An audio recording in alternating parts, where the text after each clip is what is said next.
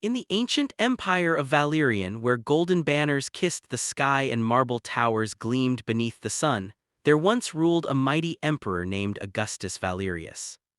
He was a man feared by enemies, respected by nobles, and loved by his people. But behind the grand palace walls, beneath the silk curtains and jeweled crowns, there lived a secret. A secret buried for 18 years. A secret with a heartbeat. A son. Not the prince the kingdom knew. Not the heir the nobles prepared for the throne. But a forgotten child. A boy hidden from history. A prince raised as a peasant. 18 years earlier. The empire trembled with whispers of rebellion, powerful dukes schemed in shadows, assassins slipped through corridors like ghosts. The emperor's rule was strong but not unchallenged. When the empress gave birth to twin sons, joy filled the palace. But so did fear. An oracle had spoken months before the birth. She warned that one of the emperor's sons would face betrayal from within the royal court. Only the child who knew hardship would survive to rule justly. The prophecy divided the palace. Some believed it. Others mocked it. But the emperor did not ignore it. That very night, as thunder rolled over Valerian, a trusted knight carried one of the newborn princes away from the palace. The baby was wrapped not in silk but in coarse wool. He was taken far from the capital, to a quiet farming village near the borderlands. Only 3 people knew the truth. The emperor, the knight, and the old village midwife who swore to secrecy. The child was given a new name. Rowan. And the world forgot him. Rowan grew up believing he was the orphaned son of simple farmers who had died during a winter sickness. He worked the fields. He mended fences. He carried water from the well before sunrise. His hands were rough. His clothes worn. His life ordinary. But there was something different about him. Even as a boy, he carried himself with quiet confidence. He listened more than he spoke. When village boys fought, Rowan ended disputes without throwing a single punch.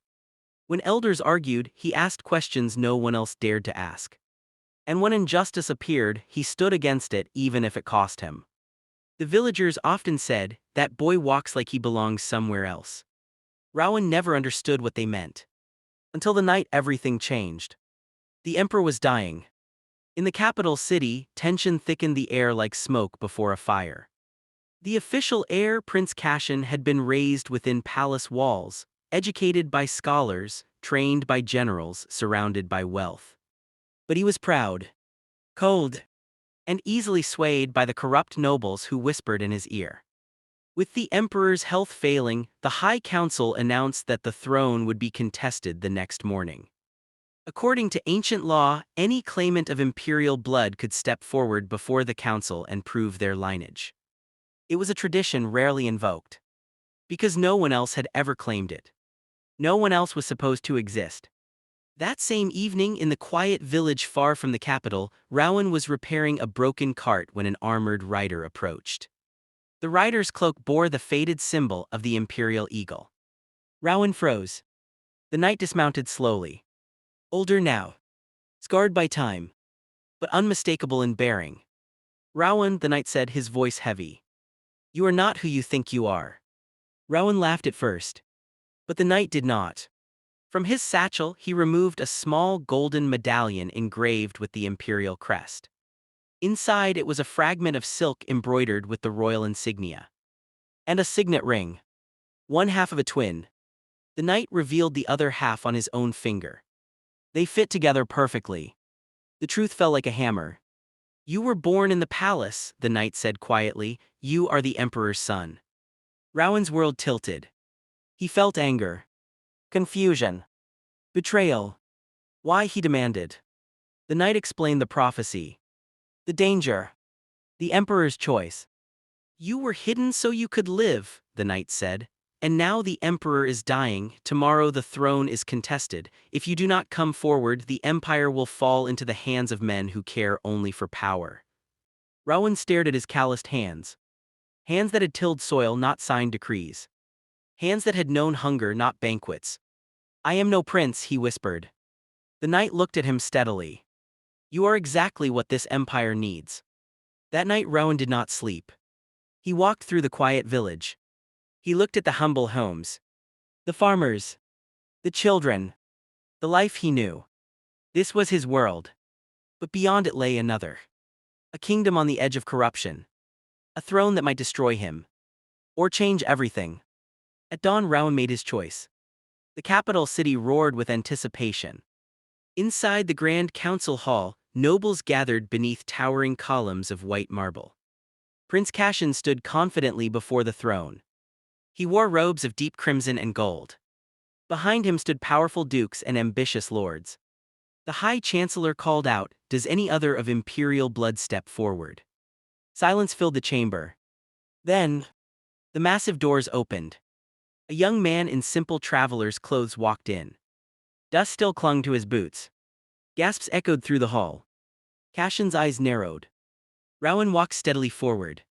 The knight stood behind him. The medallion glinted in his hand. "I claim my right," Rowan said, his voice calm but strong. Laughter erupted among some nobles. But the High Chancellor silenced them. "State your proof." Rowan presented the signet ring. The twin halves were joined before the council. The old knight testified.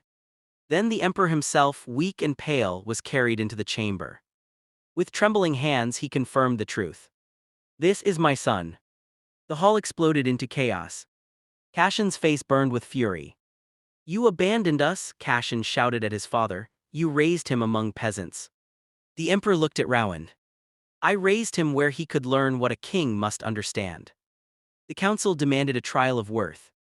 Each claimant would answer 3 questions.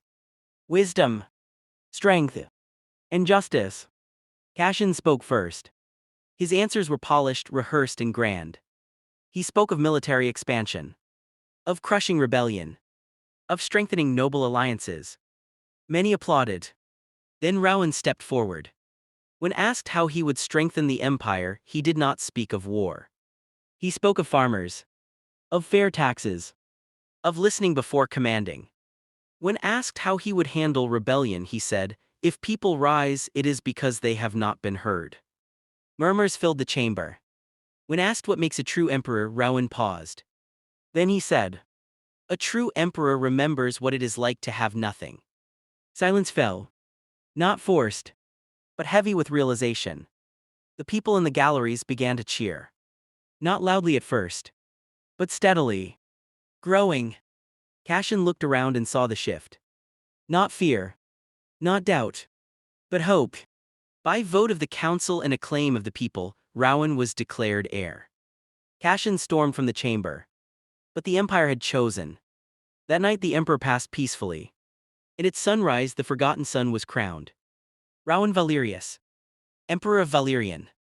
As the crown rested upon his head, he did not feel triumph. He felt responsibility. He remembered the fields, the hunger, the faces of villagers who worked from dawn to dusk. And he vowed never to forget. The prophecy had come true. Not through magic. Not through destiny alone. But through hardship. The prince raised as a peasant had become the emperor who understood his people. And the empire, once trembling, began to heal. Because sometimes, the greatest rulers are not the ones raised for the throne, but the ones who were forced to earn it.